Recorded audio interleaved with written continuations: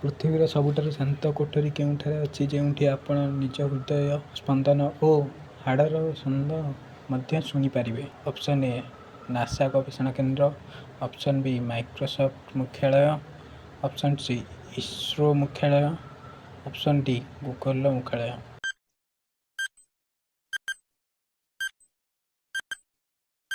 ଆପଣଙ୍କ ସଠିକ୍ ଉତ୍ତର ହେଉଛି ମାଇକ୍ରୋସଫ୍ଟ ମୁଖ୍ୟାଳୟ, ଅପସନ୍ ବି।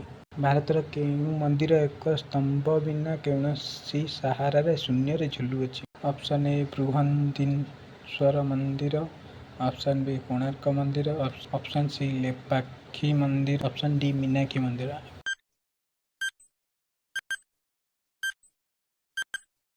ଆପଣଙ୍କ ସଠିକ୍ ଉତ୍ତର ହେଉଛି ଲେପାକ୍ଷୀ ମନ୍ଦିର, ଅପସନ୍ ସି। କେଉଁ ଜୀବର 3ଟି ହୃଦୟ ଏବଂ 9ଟି ମସ୍ତିଷ୍କ ଥାଏ?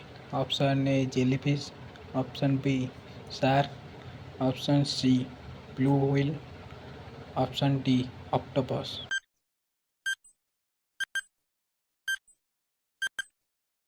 ଆପଣଙ୍କ ସଠିକ୍ ଉତ୍ତର ହେଉଛି ଅପସନ୍ ଡି ଅକ୍ଟୋପସ୍। ଭାରତୀୟ ସମ୍ବିଧାନର ମୂଳ କପିକୁ ନଷ୍ଟ ନ ହେବା ପାଇଁ ସଂସଦ ଭବନର କେଉଁ ଗ୍ୟାସ୍ ଭିତରେ ସୁରକ୍ଷିତ ରଖାଯାଇଛି? Option A nitrogen, option B ଅମ୍ଳଜାନ, option C helium, option D hydrogen.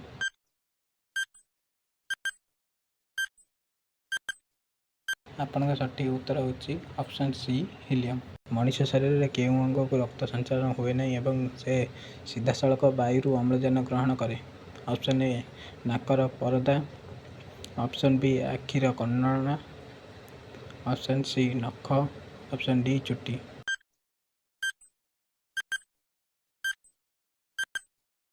ଆପଣଙ୍କ ସଠିକ୍ ଉତ୍ତର ହେଉଛି ଆଖିର କର୍ଣ୍ଣିଆ। ପୃଥିବୀର କେଉଁ ଦେଶରେ ଗୋଟିଏ ହେଲେ ମଧ୍ୟ ନଦୀ ନାହିଁ? Option B Saudi Arab, option C Oman, option D Kuwait.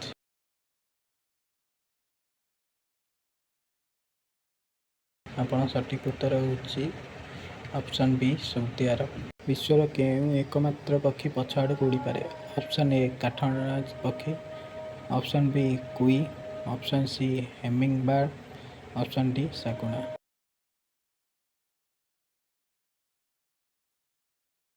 ଆପଣଙ୍କ ସଠିକ୍ ଉତ୍ତର ହେଉଛି ହମିଙ୍ଗବାର୍ଡ। ମହାକାଶକୁ ଯାଇଥିବା ପ୍ରଥମ ଜୀବ କିଏ ଥିଲା? ଅପସନ୍ ଏ ଗୋଟିଏ ମାଙ୍କଡ଼, ଅପସନ୍ ବି ଗୋଟିଏ ବିଲେଇ, ଅପସନ୍ ସି ଗୋଟିଏ ମୂଷା, ଅପସନ୍ ଡି ଗୋଟିଏ କୁକୁର।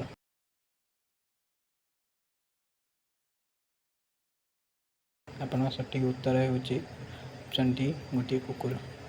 ମଣିଷ ଶରୀରର କେଉଁ ଅଙ୍ଗଟି ଜନ୍ମଠାରୁ ମୃତ୍ୟୁ ପର୍ଯ୍ୟନ୍ତ କେବେ ହେଲେ ବଢ଼େ ନାହିଁ? ଅପସନ୍ ଏ କାନ, ଅପସନ୍ ବି ନାକ, ଅପସନ୍ ସି ଆଖି ଡୋଳା, ଅପସନ୍ ଡି ଜିଭ।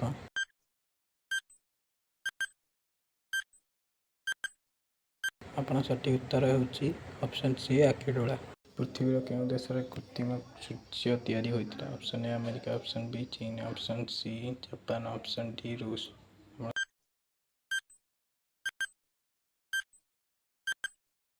ସଠିକ୍ ଉତ୍ତର ହେଉଛି ଅପସନ୍ ବି ଚୀନ।